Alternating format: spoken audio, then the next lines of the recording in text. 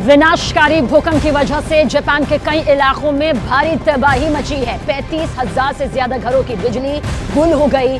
Japan के Ishikawa प्रांत में सुनामी की वजह से समंदर में 1 मीटर से ज्यादा ऊंची लहरें उठी और अब समंदर के किनारे फंसे हुए लोगों को निकालने का काम तेजी के साथ जारी है। तस्दीक करती तस्वीर भी इस वक्त आपके सामने। जापान में भारतीय दूतावास ने वहां फंसे हर भारतीय नागरिक के लिए इमरजेंसी नंबर भी जारी किया। एक इमरजेंसी कंट्रोल रूम भी बाकायदा बनाया गया है। नंबर 1 चैनल नंबर 1 शो का चर्चा आपके साथ मैं हूं सबीना तामंग देशमुख। शुरुआत इसी से कि जापान में 90 मिनट के अंदर भूकंप के 21 झटके आए। कई जगह सुनामी की लहरें भी उठती देखी गई और इस वक्त पूरे जापान को अलर्ट मोड पर रखा गया क्योंकि भूकंप के और भी झटके यहां पर आने की आशंका बनी हुई है। जापान में जो कुछ हुआ उसे देखकर पिछली तबाही का मंजर, वो खौफनाक मंजर बार बार जहन में याद आ रहा है।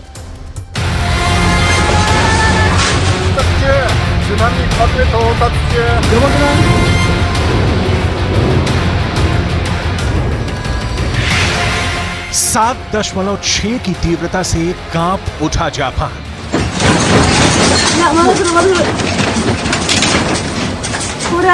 जलजले के बाद जापान जलने लगा, सड़क फटने लगी, लोग जान बचाकर भागने लगे।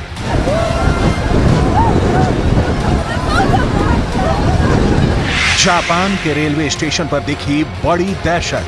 वहां सब कुछ बहुत तेज तेज हिलने लगा। ट्रेनों को रोक दिया गया, बसें रोक दी गई, मेट्रो रुक गई, सायरन बजने लगे। दफ्तर की फाइलें गिरने लगी। देखते ही देखते लोगों के मोबाइल से लेकर सोशल मीडिया में जापान के इस भूकंप की तस्वीरें वायरल होने लगी। Experienced a 7.5 earthquake, pretty massive if you ask me. So the whole room was shaking, the TV was shaking. I had to keep everything on the table. I did feel safe in my room though, but everything else was shaking. भूकंप Japan के पूर्वी हिस्से में आया था। अभी लोग कुछ समझ पाते तभी सरकार की तरफ से खबर आई कि जापान के पश्चिमी हिस्से में भयानक सुनामी आ सकती है। ये चेतावनी किसी और ने नहीं बल्कि जापान के प्रधानमंत्री फुमियो किशिदा की ओर से जारी की गई है। इसके बाद जापान में अफरा तफरी का माहौल बन गया। खतरा देश के दोनों कोनों पर था, यानी जापान के पूर्वी हिस्से में 7.6 तीव्रता का भूकंप और पश्चिमी कोने में इतनी बड़ी सुनामी की चेतावनी जो अनुमान से ज्यादा भयानक थी। まずは住民の皆さんにおかれましては引き続きこの強い地震の発生に十分注意していただかなければなりませんし、そして津波の予想されている地方においては一刻も早い避難をお願いしたいと思います。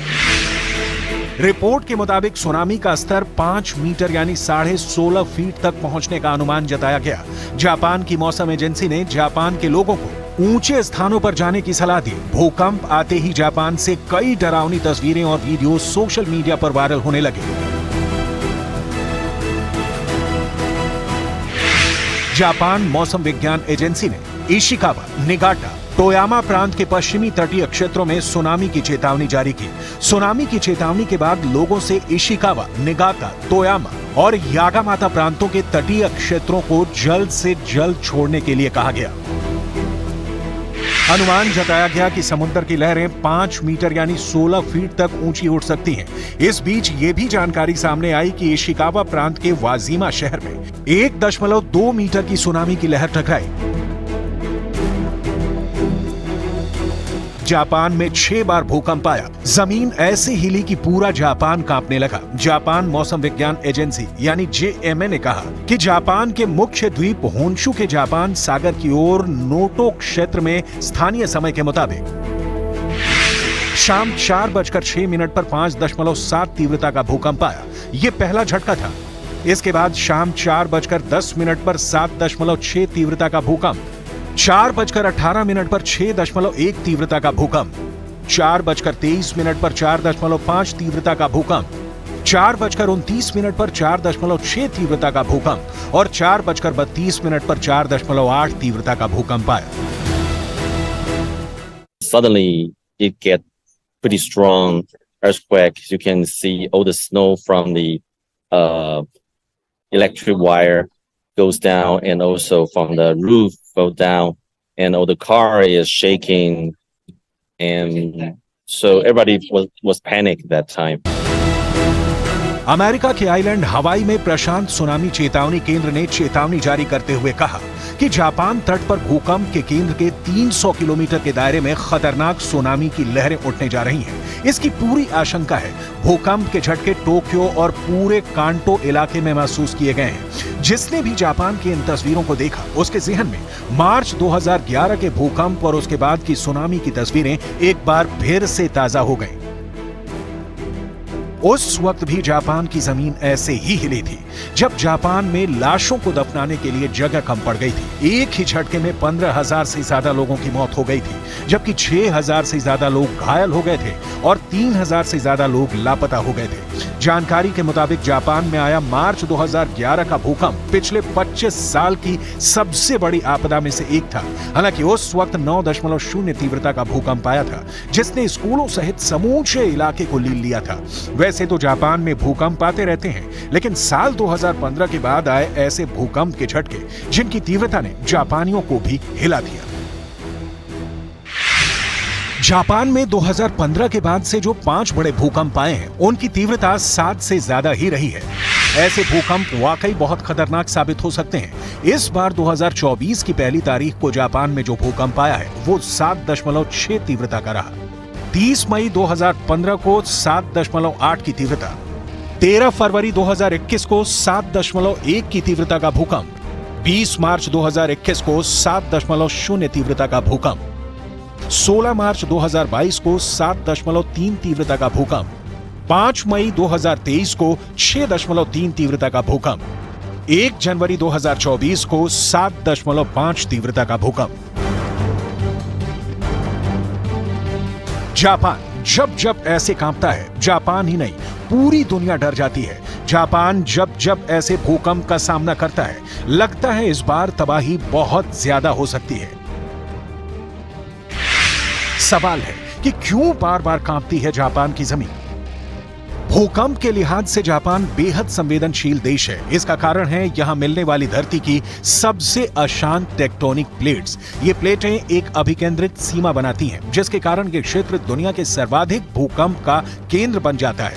यहाँ पर पैसिफिक प्लेट, फिलीपींस प्लेट और अमेरिकी प्लेट के नीचे जा रही हैं। यही कारण है कि जापान में हर साल छोटे बड़े करीब 1000 भूकंप आते हैं, यानी हर रोज जापान भूकंप का सामना करता है। Japan Pacific ring of fire के क्षेत्र में आता है। रिंग ऑफ फायर का मतलब भूकंप का असर न्यूजीलैंड में भी होगा, रूस से लेकर अमेरिका के अलास्का में भी होगा, उत्तर अमेरिका और दक्षिण अमेरिका तक हिलेगा। इसके दायरे में Canada, Papua New Guinea, Peru और ताइवान भी आते हैं। रिंग ऑफ फायर ऐसा इलाका है जहां कई कॉन्टिनेंटल के साथ ही ओशियानिक टेक्टोनिक प्लेट्स भी हैं। ये प्लेट्स आपस में टकराती हैं तो भूकंप आता है, सुनामी उठती है और ज्वालामुखी फटते हैं। दुनिया में 90% भूकंप इसी रिंग ऑफ फायर क्षेत्र में आते हैं। दुनिया में जितने सक्रिय ज्वालामुखी हैं, उनमें से 75% इसी क्षेत्र में हैं। 15 देश इस रिंग ऑफ फायर की जद में हैं। अब सवाल यह है कि जब भूकंप आता है तो सुनामी आने का खतरा क्यों होता है? समुद्र के अंदर जब अचानक बहुत तेज हलचल होने लगती है तो उसमें उफान उठता है, जिससे ऐसी लंबी और बहुत ऊंची लहरें उठनी शुरू हो जाती हैं। जब कभी भीषण भूकंप की वजह से समुद्र की ऊपरी परत अचानक खिसक कर आगे बढ़ जाती है तो समुद्र अपनी समानांतर स्थिति में ऊपर की तरफ बढ़ने लगता है। उस वक्त बनने वाली लहरें सुनामी होती हैं। पिछले साल दिसंबर की शुरुआत में ही फिलीपींस में भूकंप के झटके महसूस किए गए थे, जिसकी तीव्रता रिक्टर स्केल पर 6.8 मापी गई थी, जो जापान में आए इस भूकंप से काफी कम थी। लेकिन अब जापान में जिस तरह का भूकंप आया है, उसने तबाही का डर और ज्यादा बढ़ा दिया है।